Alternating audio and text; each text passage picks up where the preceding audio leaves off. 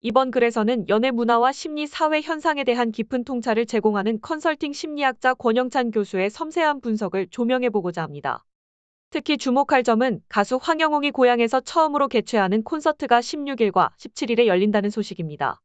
세상을 바라보는 시선은 긍정적일 수도 부정적일 수도 있으며 진실을 추구하는 이들과 거짓을 퍼뜨리는 이들 사이의 균형을 탐구하는 것이 중요합니다.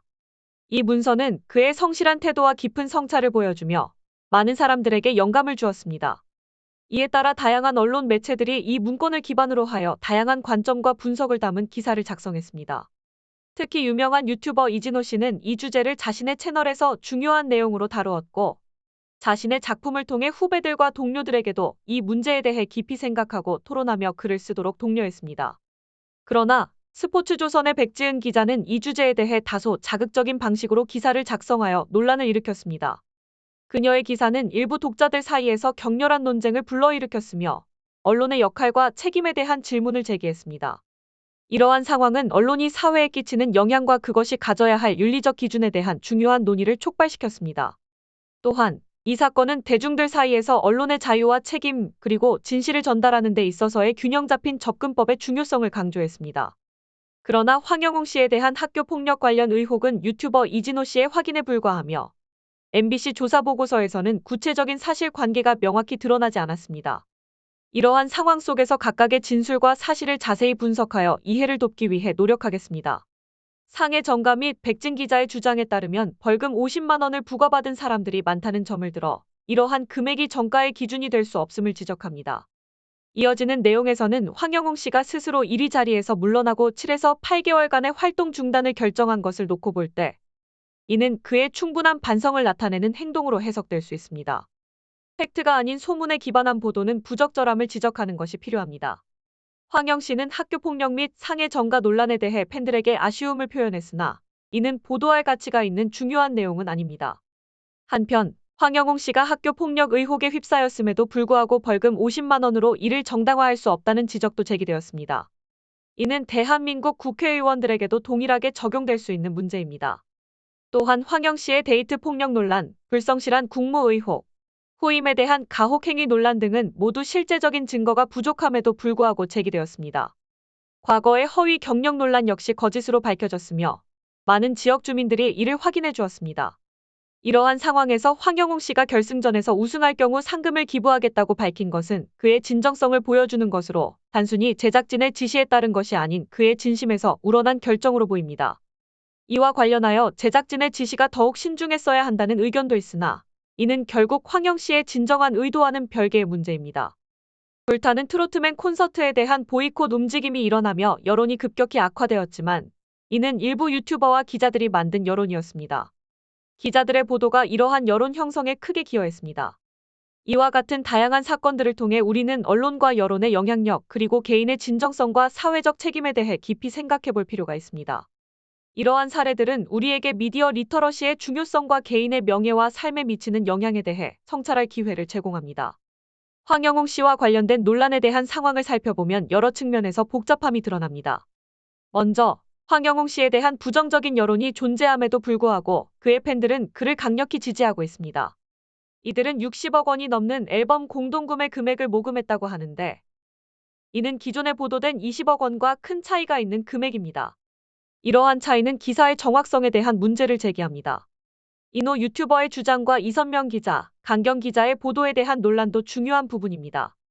이들의 주장과 보도가 실제 사실과 어떻게 다른지, 그리고 그 차이가 논란의 본질에 어떤 영향을 미치는지를 이해하는 것이 중요합니다. 이는 미디어의 보도 정확성과 책임성, 그리고 대중문화에 대한 대중의 인식과 태도에 대한 더 넓은 문제를 제기할 수 있습니다. 황영웅 씨에 대한 지지와 비판 사이에서 이루어지는 다양한 의견과 주장들은 복잡한 상황을 만들어내고 있으며 이는 단순한 흑백 논리로 해석하기 어려운 면이 있습니다. 이러한 상황에서 객관적이고 균형 잡힌 정보 수집과 판단이 중요합니다. 다양한 측면에서의 철저한 조사와 검증을 통해 진실에 접근하는 노력이 필요합니다. 황영웅 씨가 과거 5년에서 6년 동안 한 자동차 회사에서 계약직으로 일했다는 사실에 대해서도 많은 사람들이 목격했음에도 불구하고 논란이 계속되고 있습니다. 저는 이러한 주장에 대해 명확하게 반박할 수 있습니다. 사실 저는 이진호 유튜버와 관련된 주작 방송에 대해 3가지 사례를 들고 있으며 이로 인해 현재 서대문 경찰서에 고소한 상태입니다. 이진호에 대한 범죄 혐의는 총 42개에 달하는데 이는 그의 행태와 언론의 책임 있는 보도에 대한 중대한 문제를 제기합니다. 황영웅 씨의 회사 다닌 경력에 대한 증언과 논란을 더 자세히 살펴보면 황영웅 씨가 회사에 다녔던 것은 사실입니다. 그의 진정성과 노력은 명백하게 드러나 있으며 이러한 사실들은 그가 겪은 논란들과 대비되어 그의 캐릭터와 진실성을 더욱 강조합니다. 이러한 상황에서 황영웅 씨와 그의 팬들은 언론의 부정확한 보도와 편향된 시각에 맞서 싸우고 있으며 이는 언론의 책임과 공정성에 대한 중요한 논의를 촉발시키고 있습니다. 황영웅 씨는 작업복을 입고 자신의 자동차로 출근하며 약 5에서 6년간 근무한 것으로 알려져 있습니다. 이 사실은 주변 사람들의 직접적인 목격과 증언을 통해 더욱 확실해집니다. 회사 사장님께서는 황영웅 씨가 출퇴근하는 모습을 자주 보셨다고 말씀하시며 심지어 옥상에서 황영웅 씨의 집 쪽을 바라보며 일상을 지켜보셨다는 이야기도 전해집니다. 이러한 사실들은 황영웅 씨의 진정성과 그의 경력에 대한 논란 속 잘못된 주장 사이의 괴리를 분명하게 드러냅니다. 이진호 씨가 황영웅 씨의 회사 다닌 사실을 부인하고 고소를 당한 사실도 중요한 이슈로 부각되고 있습니다. 울산 지역의 한 사장님은 계약직으로 일하는 경우가 많다고 설명하며 황영웅 씨가 그 지역에 약 7에서 8년 정도 살았다고 추정합니다. 비록 자주 마주치지는 않았지만 가끔 만날 때마다 인사를 나누었고 황영웅 씨의 출근하는 모습도 기억하고 계신다고 합니다. 이러한 상황은 언론과 일부 유튜버들이 책임 있는 보도를 해야 한다는 필요성을 강조합니다. 이 글의 내용을 더욱 정교하고 자연스러운 한국어로 개선하여 이진호 씨에 대한 비판과 울산 지역의 고용 상황에 대해 세련된 어휘와 표현으로 다듬어 보겠습니다. 처음에는 이진호 씨에 대한 분노의 감정을 감추지 못했지만 이제는 더욱 객관적이고 신중한 접근을 통해 사실을 밝히고 정확하고 공정한 정보 전달의 중요성을 강조하고자 합니다. 이러한 접근은 사회의 다양한 이슈에 대한 깊이 있는 이해와 분석을 촉진하며 개인의 명예와 진실을 보호하는 데 중요한 역할을 할 것입니다. 황영웅 씨의 사례를 통해 우리는 언론과 사회적인 책임에 대해 더욱 심도 있는 고민과 논의를 해야 할 필요성을 느낍니다. 황영웅 씨에 대한 심한 비판이 왜 필요했는지 이해하기 어려웠습니다. 그는 정말로 드물고 탁월한 재능을 가진 가수이며 천재 중에 천재라 할 수 있습니다. 그럼에도 불구하고 우리의 소중한 가수를 대하는 사회의 시선이 때때로 비판적이고 고통스러운 것은 안타깝습니다. 하지만 경험을 통해 배우게 되었죠. 긍정 심리학자로서 이러한 시련이 앞으로의 큰 성공으로 이어질 것임을 확신합니다. 현장에서의 소식을 들어보면 울산의 현실은 무겁게 다가옵니다. 울산에는 대기업뿐만 아니라 중소기업도 많다고 합니다. 그곳에서는 주로 계약직으로 일하며 1년 혹은 2년마다 재계약을 해야 하는 상황입니다. 이는 참으로 안타까운 현실입니다.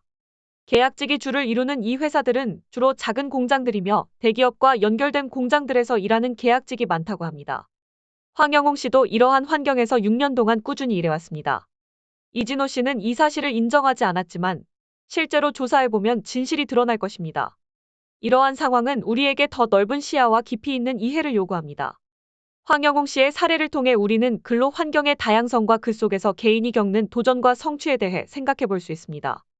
이러한 이해는 우리 사회가 더욱 포용적이고 정의로운 방향으로 나아가는 데 중요한 역할을 할 것입니다. 황영웅 씨와 같은 인물들의 경험과 그들이 이룩한 성공은 우리 모두에게 영감을 주며 사회의 발전과 진보를 위한 중요한 교훈이 됩니다.